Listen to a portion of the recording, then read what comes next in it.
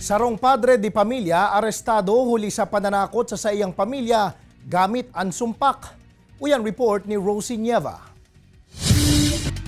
Arestado ang sarong padre de pamilya sa barangay Putot, Libmanan, Camarines Sur, makalihis ining ireklamo kan sa iyang agom huli sa subuot pag-ieskandalo asin panghuhuma gamit ang sarong badil. Sigon sa pulisya, nagpuon ang dai pagkakaintindihan kaini asin kan matuang aki, makalihis maghapot dapit sa subuot ibang apelyido kan ama na nagresulta sa diskusyon asin pagtutok nin improvised shotgun o sumpak.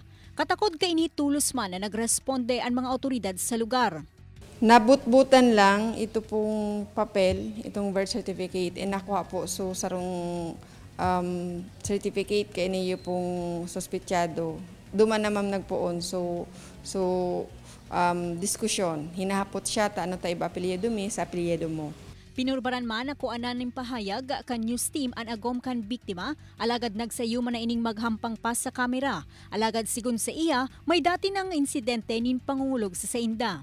Mantang primerong beses man subuot na pigluwas kan sospek ang badil na haloy naman niyang nahihiling na nakatago.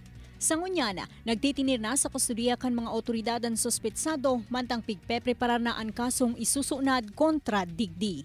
May beses man po na nag-igdi, naghahagad lang ng counseling, may beses man po na arrested ang sospechado.